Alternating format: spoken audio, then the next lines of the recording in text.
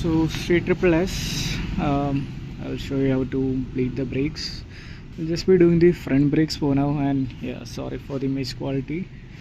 I'm working on a weekday and I just don't have the time to work on in the morning hours. So yeah, the tools that you'll require are just these. A size 8 spanner or ring spanner would be better rather than just an open-ended spanner. So yeah, if you have a ring, that's better. Then a screwdriver. Make sure you have the right size bit for this screw because these are pretty easy to strip. So make sure you have the right size, right fit. Yeah, and just a plastic hose. Yeah, and some tissues for protecting your paint from the brake fluid. So the brake fluids are very corrosive, so you need to make sure you don't splash it anywhere on the body. So yeah, just cover up this area. I'll keep your master cylinder something like this so that it doesn't spill the fluid anywhere on your bike. So something like this should be fine. And also yeah, you'll need a plastic bottle, and yeah, of course, for bleeding the brake fluid you will need your brake fluid. I'm going with dot 5.1. So dot 5.1 is a replacement that's usable for dot 4 vehicles. It's just better for aggressive riding. So I've removed the two top screws of the reservoir and very carefully lift it up. Okay, there's no fluid on the underside. This side. So when you remove this plastic, it might be stuck on there. Yeah, I need to loosen it up because if I yeah, it's stuck on there. Oh yeah, it's up. So carefully lift this up and make sure you don't drip any fluid anywhere on your bike. And below this wheel will have a rubber gasket of sorts. Remove that as well very gently. Ensure you don't spill anything. Yeah. So the fluid looks pretty clean. It's yellow, but that's normal. I'm gonna slightly apply the brakes and you can see it in action. So in some master cylinders it might squirt the fluid up when we just saw that. We'll squirt the fluid up like that. So you need to make sure you have they'll still come in handy later on when I show you the process of the bleeding. So once you have removed your reservoir cap, we'll do some prep for the bleed.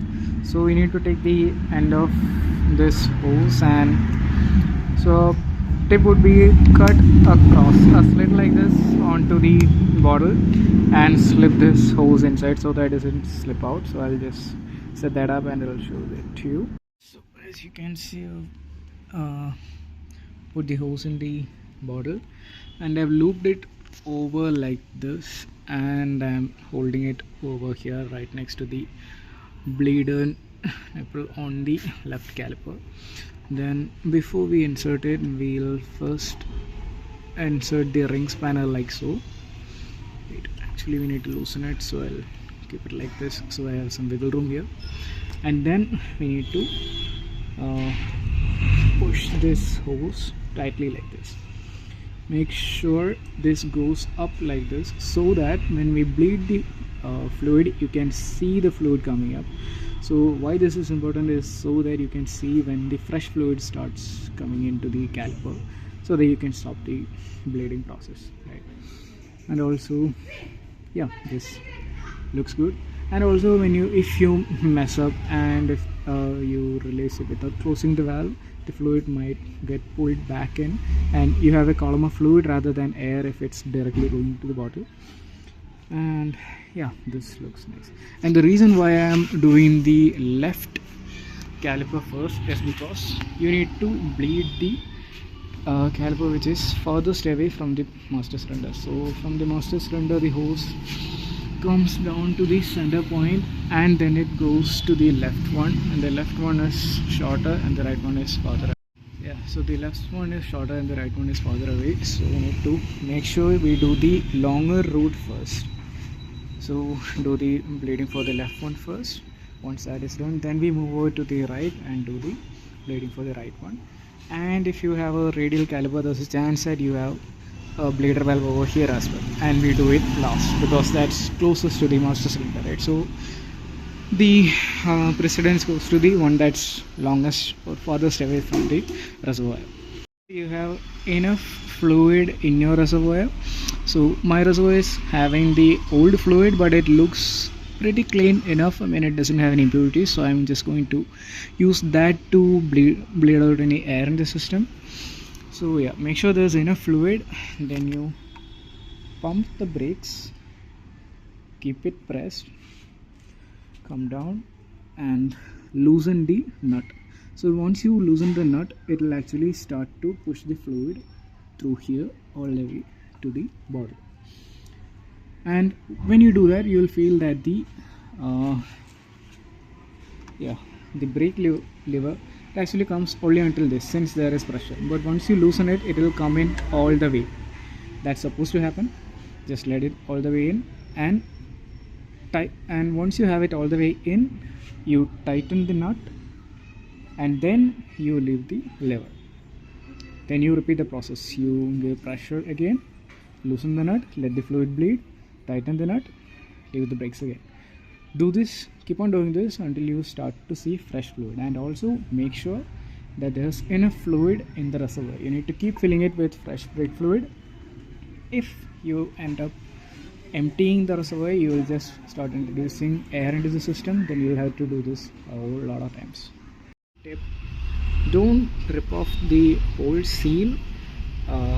Just have two holes like this, so that once you pour, air can go in from one side and fluid can come out, and it will be a laminar flow, so you don't spill it all the way. So yeah, try this out. Unfortunately, since I'm working alone, I can't show you how the actual pump process is done, but yeah, as you can see, I've pushed out quite a lot of fluid. And as you can see over here, you can see that the fluid is collected all the way from here until here, and it'll just collected in this bottle down there. So yeah, so far it's just pushing down the old fluid down the system. Instead of having to mix old and new fluid, what I did was, after pushing a few pumps of old fluid through the system, I used a tissue paper to pull out the remaining, and now I'm going to add some new fluid, fully not spilling everything over. Yeah. So as you can see, the new fluid is actually a lot more yellower than the old one, so hopefully it makes it easier to identify which is old and which is new. So yeah, I refill the reservoir, keep pumping. It's normal to see some brake fluid leaking from the underside of the bleeder valve, so it's a good idea to keep some tissue paper over there so that it soaks up anything. So I pushed through about 2.5 reservoirs worth of fluid through the system. Since my old fluid was in a good-ish condition, I'm not able to differentiate if the new fluid has completely filled the system yet, but looks good enough. The brake lever feels tight enough. So we'll remove this first. I'll just tighten the bleeder nut properly and take this out. As you can see, there's been quite a leak over here, which we'll clean it up in a minute. Once you remove the hose from the bleeder valve, tighten it properly and make sure you rinse both the ring spanner or whichever tool you're using and this area properly with some running water, so that if there's any, we did obviously spill some brake fluid in this area, so just wash it off. We are done with the left side, we'll move on to the right side, and you'll be tempted to turn your handle the other way for some easier access, but be very careful when you do that, because when you turn the handle, there's a high chance that the fluid will spill over from this end. I already spilled some and I cleaned it up, but yeah, luckily I had some tissues over here, so yeah, be aware of that. So similarly, I've bleeded the other side as well. uh, yeah, got about this much brake fluid, blood from the system, and I've got sufficient pressure on the levers as well. Let me quickly check.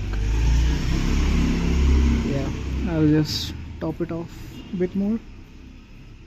Make sure that the rubber seal inside is seated properly on all sides. Then we can put the top cap back on, and when you tighten them, there's going to be some fluid that's going to leak from the edges. Just wipe them off as well so that it doesn't stay on and corrode the reservoir's paint. So I took the bike for a quick spin. The brakes are definitely improved after the bleed. So earlier there used to be if this is the bite point right now, it used to be over here somewhere, and there used to be a spongy section. Now that's all gone.